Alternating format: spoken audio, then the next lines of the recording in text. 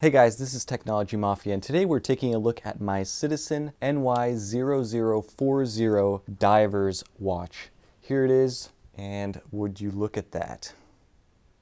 Just beautiful. So this watch just came in a few days ago. I've been wearing it around to work, and if you watch my videos, you will notice that I had an SKX013. I actually recently sold it because I like this watch that much. And I didn't expect to like this watch more than the SKX, but I did.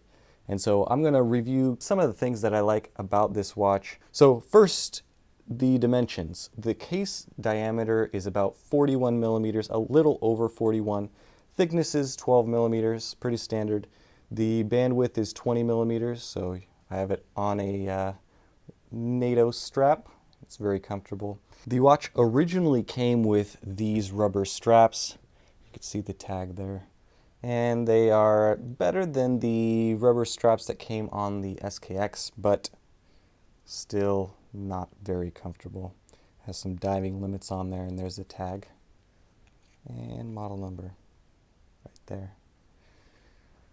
What about this watch makes it so special? First of all, it is the size, obviously. So it's slightly bigger than the SKX013. However, it wears smaller than the SKX007 and 009.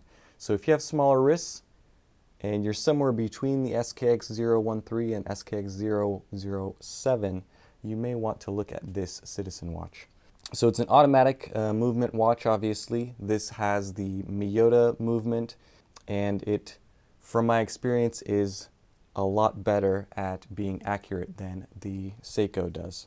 This movement is hand winding, however, it is not hackable. So if I unscrew the crown, and you notice the crown is at the 8 o'clock position, I actually like that because when I wear it on my left hand, there's no crown that digs into your wrist when you're moving about.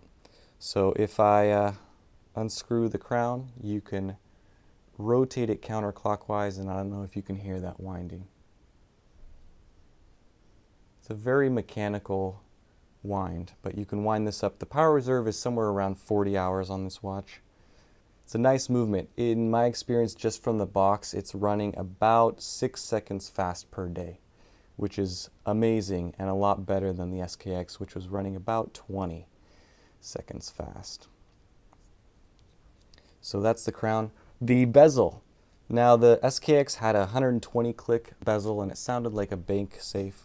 This one has a 60 click bezel, and it's a lot more mechanical feeling. It's less smooth, obviously, but it's notchy and tactile. It does the job well.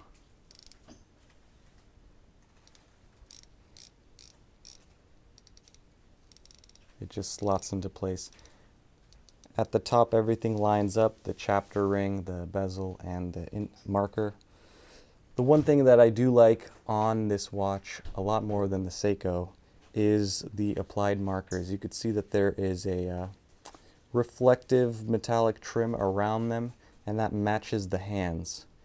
And that just makes this watch look a little bit more special, makes it seem more expensive as well. I like the font that they used here, Citizen Automatic, water resistant to 200 meters. It's a diver's watch. I like that they have a little bit of red. You have the Citizen Divers logo there and the 200 meters in red. The grip around the bezel is a lot better than the SKX.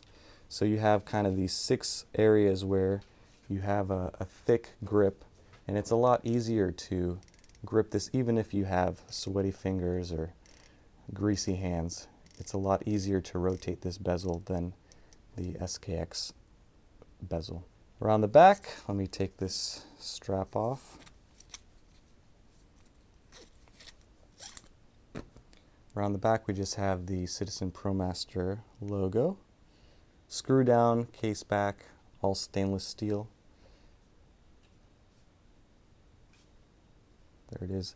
The markers on this watch do, and some people complain about this, they do have a slight green tint to them, whereas the Seiko markers are just white.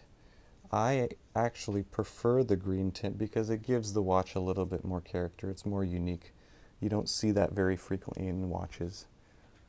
The polishing is also different. You could see that the bezel, it has kind of a matte polishing, and the case has a high polish here. Unique design element. And let me show you the lume here. The lume may not be as good as the Seikos, but they are very close. So you can see it a little bit. It's daylight right now, and I'll insert the night shot here. It's very easy to see. You can see the counterbalance as well. It's awesome. Another just small detail, I like the fact that the day and date window, the background is black. It just makes for a more sleek look. Everything matches and blends in. It's a very nice watch to wear, and just you can look at it and appreciate all of the small details that went into making it.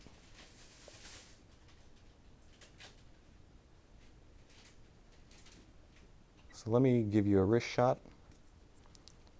Here it is on the wrist. And you can see that it wears much smaller than the 41mm dimension. It's a nice balance. It's just slightly, ever so slightly bigger than the SKX 013. And I did feel like that watch was almost perfect in size, but it's just a little too tall. I think the lug distance was just a little too much, whereas this is about the same lug distance, just a little wider. So both watches wear very similarly.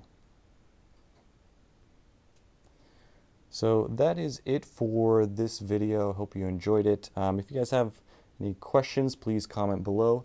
I will post a link to Amazon for this watch if you're interested in purchasing. Check that out.